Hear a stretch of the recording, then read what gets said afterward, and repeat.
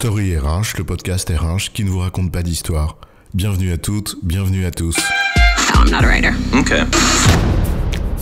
Dans cet épisode, nous allons vous parler des contraintes auxquelles les entreprises sont confrontées et qui les poussent à repenser les schémas organisationnels auxquels elles étaient habituées.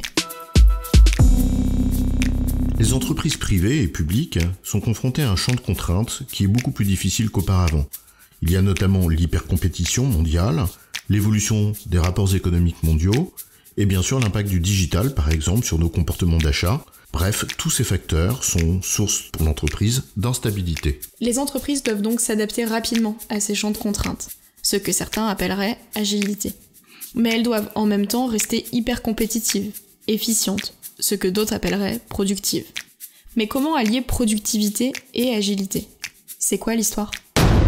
Les entreprises se retrouvent aujourd'hui face à une double nécessité. La première, c'est d'être efficiente à l'instant T, et en même temps, d'être en capacité de s'adapter à son environnement. Et cet environnement change sans cesse.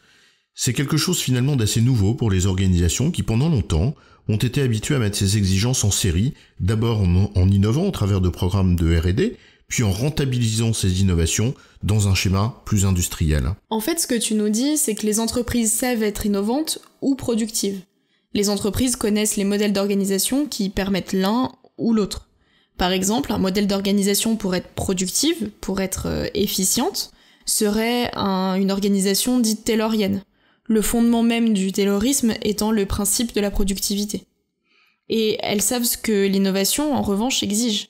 Des organisations plus plates, moins hiérarchiques, avec plus de transversalité, où les entreprises s'organisent en mode projet, etc. Exactement. La difficulté vient en revanche du fait qu'aujourd'hui, avec le contexte que nous avons décrit en introduction, les entreprises ne doivent plus être l'un ou l'autre, mais bien les deux à la fois.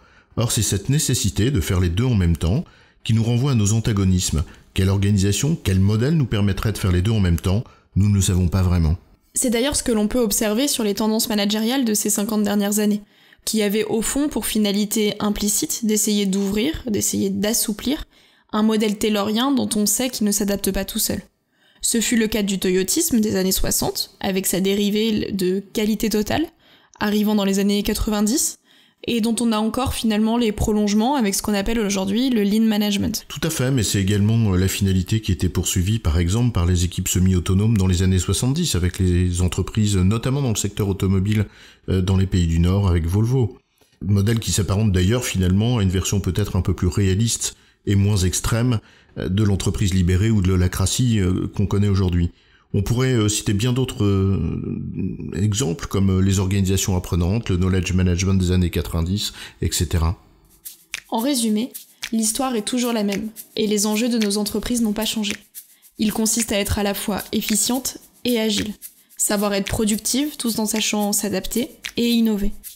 Le champ de contraintes est en revanche, lui, beaucoup plus pressant, et fait que pour certaines d'entre elles, ça devient une nécessité de survie. J'ai bon, chef ? Tout à fait, tu as raison, mais on va pas en faire une histoire.